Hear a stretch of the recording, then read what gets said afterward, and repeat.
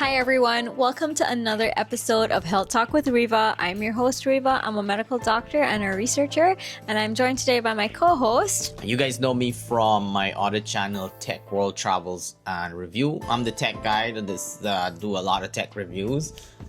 So we're excited to have this discussion today, which I'll let you introduce what the topic is.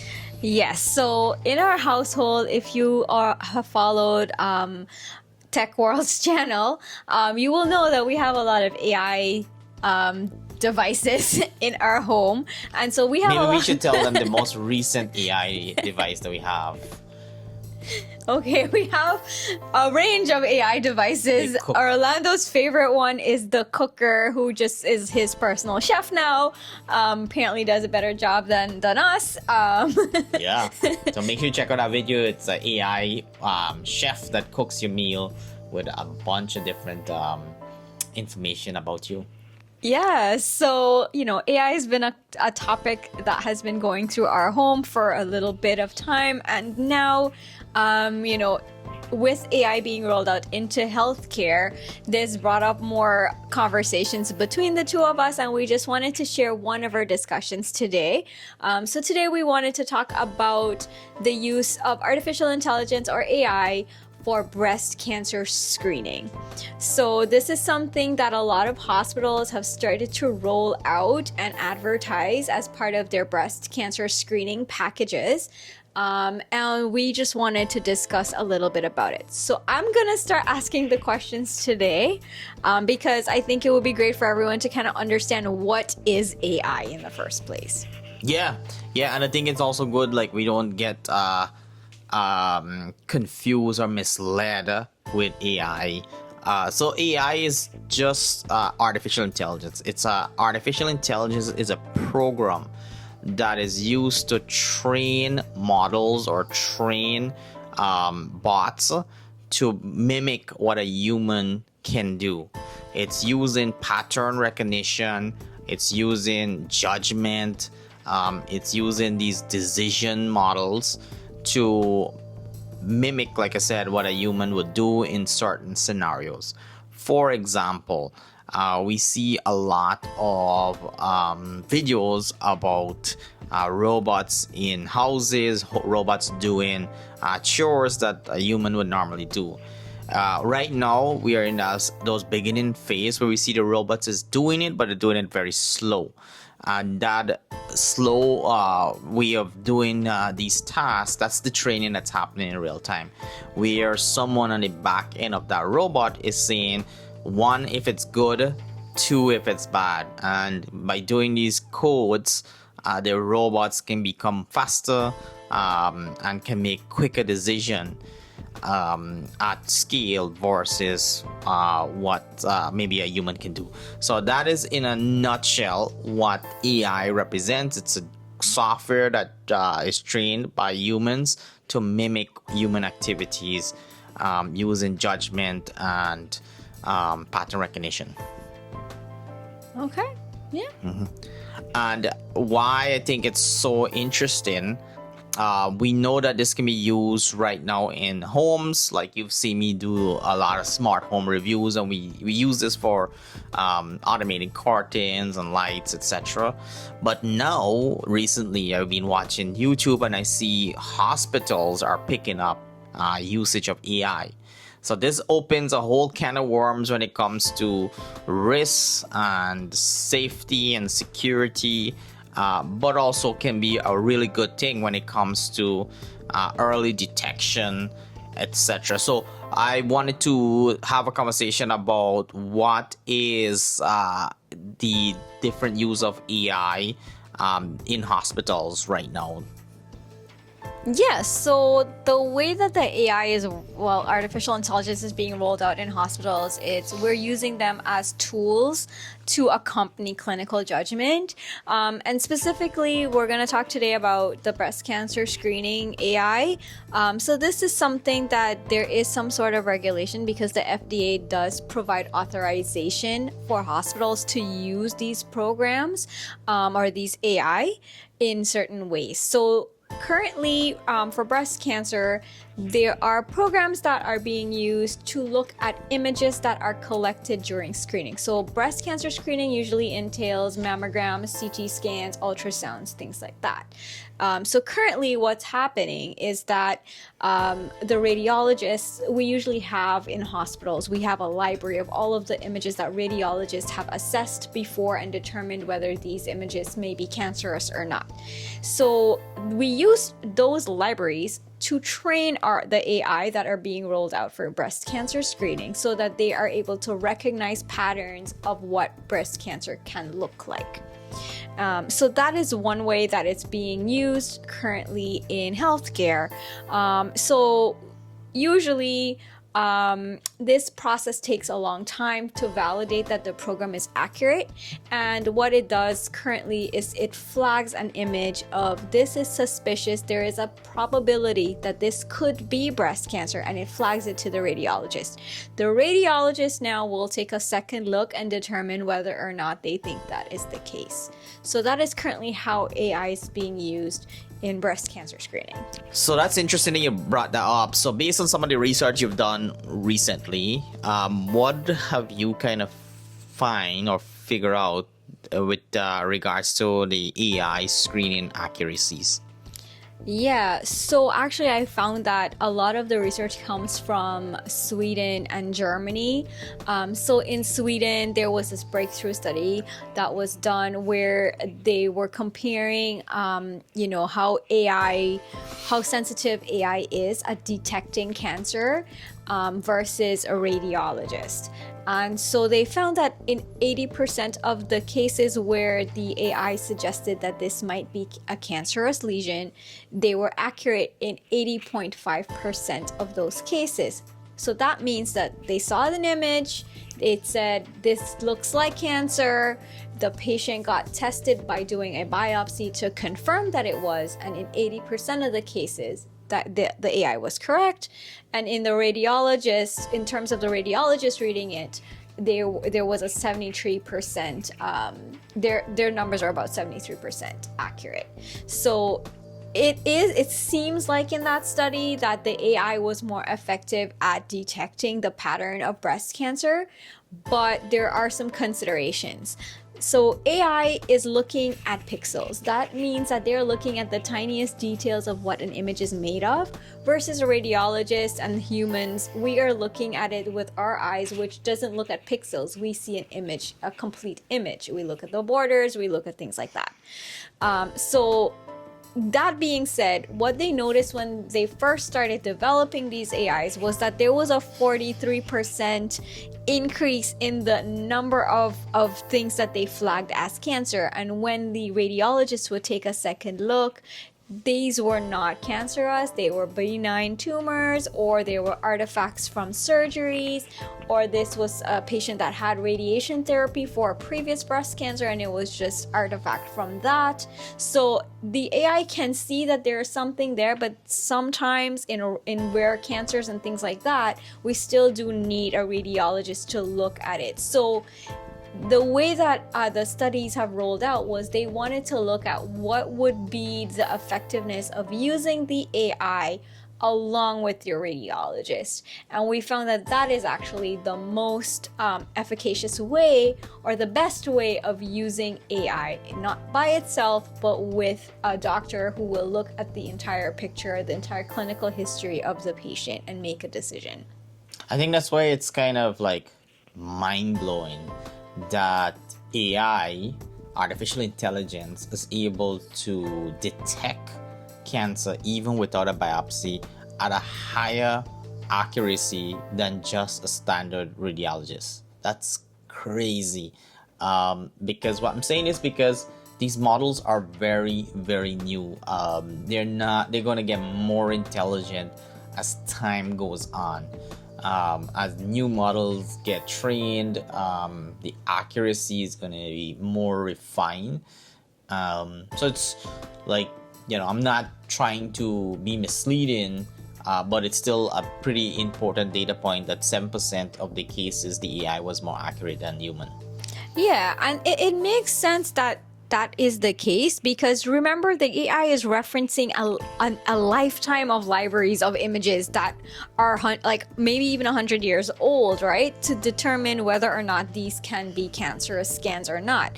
So given that they have this library built in now, it is easier for them to recognize those patterns. The problem comes if the patient has a very rare type of cancer that they only saw a very few images of. Another thing to be cautious of, I feel, is that a lot of the hospitals are only able to train their AI within their hospital network. So that AI can only function the same way when it's using, you know, scans that are done on their machines or within their network. So that is also something to be mindful of, because unless the AI is now able to look at images from everywhere all over the world, sometimes we might be noticing that the AIs vary in how accurate they are. So that's why I think you mentioned earlier, the best recommendation is AI for cancer screening becomes like a companion to a radiologist. So it's like a double check, triple check for a radiologist to ensure that they're spot on with the determination if it's cancerous or not. Yeah, it's like proofreading a document. You know, when you have a first draft, you might have somebody take a second look. Hey, I wrote this letter. Do you mind taking a look at it for me? So the mistakes that I made when I first drafted it, you know, Orlando, you could pick it up for me, and that's kind of how these two will function. So the AI will flag something to the radiologist will take a second look, and they will make a determination or a clinical interpretation of what that image looks like. And that is really the best way to currently use that tool. Interesting. So that being said, you know, there are still a lot of things that I worry about. And I mean, Orlando, you're probably the best person to discuss this part. So for me, I understand that hospitals do have their own systems to protect information and protect patient privacy. But being someone that works in hospitals, like, I've seen so many alerts of, you know, cyber attacks, beware of phishing, please change your passwords, those kind of messaging continuously. So I know there's a high level of threat. But then I also saw in the news about Claude AI and ChatGPT leaving their training or their sandbox area on the web and kind of just hacking into other things. So I'm wondering, is this something that could happen for AIs within the healthcare field? I think it's something, and that's a good call. I think there's two pieces here that concerns me as a patient. It's the security. I want to make sure that when my personal health records that I want to keep confidential from my employer or from XYZ, I want to make sure that is safe and stored securely, and only me can release the information to the public. And that's one piece. And the second piece, it's the cybersecurity.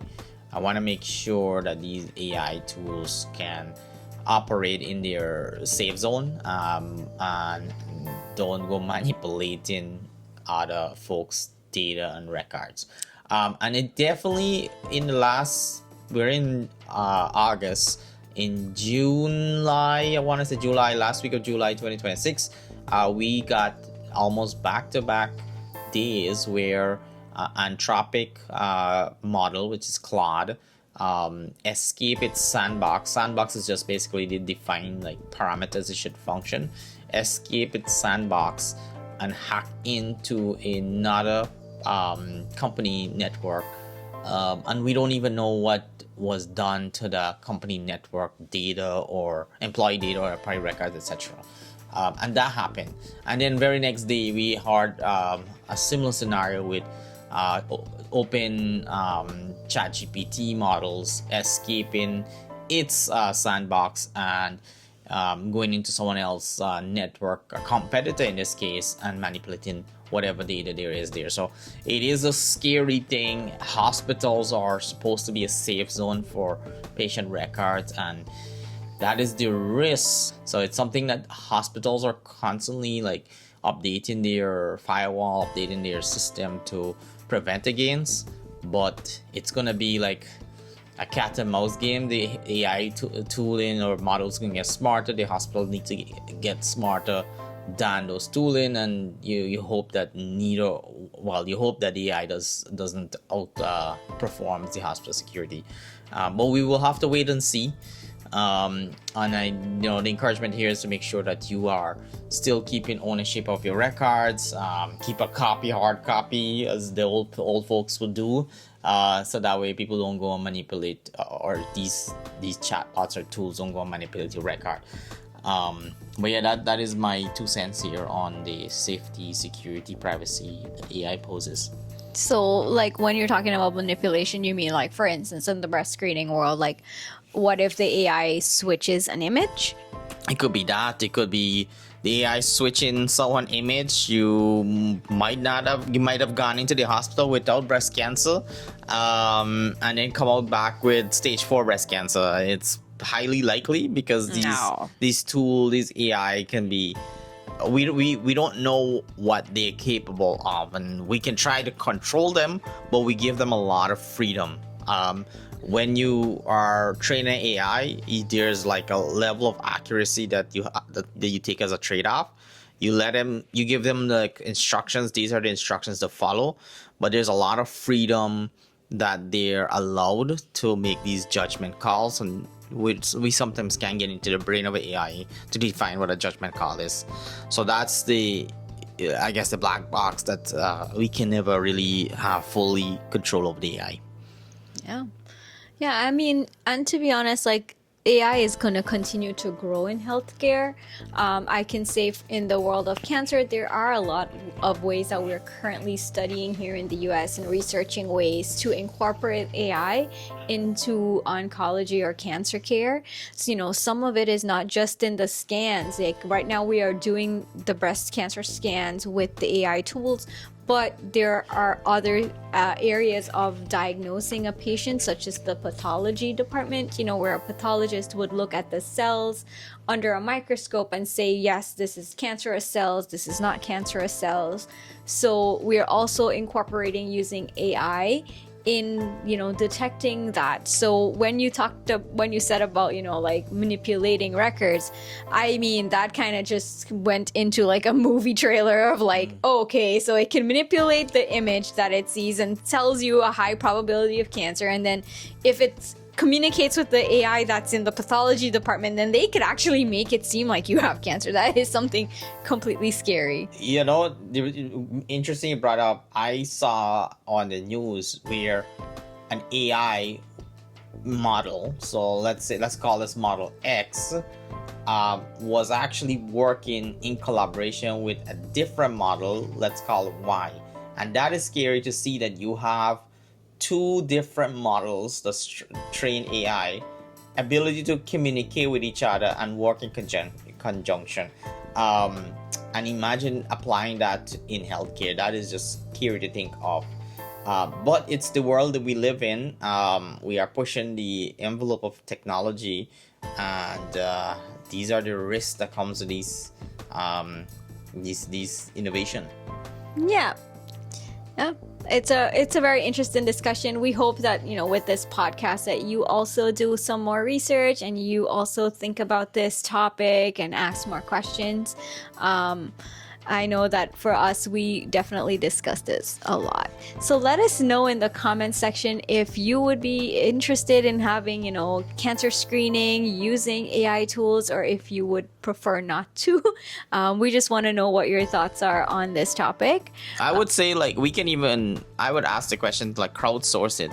I've only seen AI using cancer screening.